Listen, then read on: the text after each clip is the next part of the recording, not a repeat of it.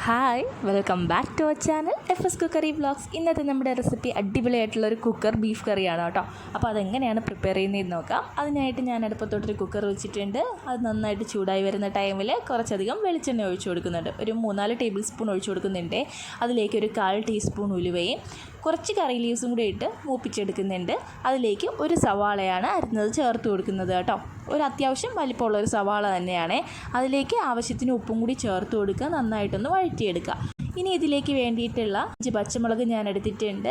അതുപോലെ തന്നെ 2 ഇഞ്ച് നീളത്തിനുള്ള ഇഞ്ചിയും ഒരു ബൾബ് വെളുത്തുള്ളിയുടെ നേർപകുതി വെളുത്തുള്ളിയും അത്രയാണ് എടുത്തിട്ടുള്ളത്. അത് നന്നായിട്ടൊന്ന് ക്രഷ് ചെയ്തതിന് ശേഷം ഒരു പിടി കൊച്ചുള്ളിയും കൂടി ഇട്ട് ഒന്ന് ക്രഷ് ചെയ്തെടുക്കുക. ഇനി നന്നായിട്ട് വഴണ്ട് വന്ന ഉള്ളിയിലേക്ക് ഈ ഒരു ജിഞ്ചർ ഗാർലിക് പേസ്റ്റ് ചേർത്ത് കൊടുക്കുക. ഇനി ഇതിനാവശ്യമായിട്ടുള്ള കുറച്ച് പൊടികളാണ് ചേർത്ത് കൊടുക്കേണ്ടത്. റോസ്റ്റ് ചെയ്യണം കേട്ടോ അത്. അപ്പോൾ ഞാനൊരു പാത്രം വെച്ചിട്ടുണ്ട്. അതിലേക്ക് 1/4 ടീസ്പൂൺ മഞ്ഞൾപ്പൊടി, 3 ടേബിൾ സ്പൂൺ മുളക് പൊടി, 1 ടേബിൾ സ്പൂൺ കുരുമുളക് പൊടി, 4 ടേബിൾ സ്പൂൺ മല്ലിപ്പൊടി, ഇത്രയാണ് പൊടികൾ ചേർത്ത് കൊടുത്തത്. ഇത് ജസ്റ്റ് ഒന്ന് റോസ്റ്റ് ചെയ്തിട്ട് വഴറ്റി വെച്ചിരിക്കുന്ന ഉള്ളിയിലേക്ക് ചേർത്ത് കൊടുക്കുക.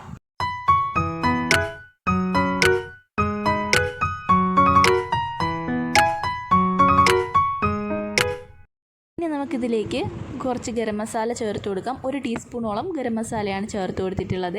അത് നന്നായിട്ടൊന്ന് ഇളക്കി യോജിപ്പിച്ചതിന് ശേഷം 1/2 കിലോ വരുന്ന ബീഫാണ് ചേർത്ത് കൊടുക്കേണ്ടത്. ഇത് നേരത്തെ തന്നെ കഴുകി ഡ്രെയിൻ ചെയ്ത് വെച്ചിരിക്കുന്ന ബീഫാണ്. അപ്പോൾ അതും കൂടി ചേർത്ത് കൊടുത്തിട്ടുണ്ട്. അതിനുശേഷം കുക്കർ അടച്ച് ജസ്റ്റ് ഒന്ന് മൂടി വയ്ക്കുക.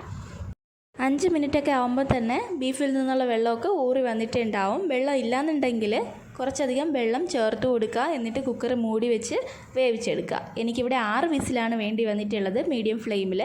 അതൊക്കെ ഓരോരുത്തരുടെ കുക്കറിനെ ഡിപ്പെൻഡ് ചെയ്തിരിക്കും കേട്ടോ.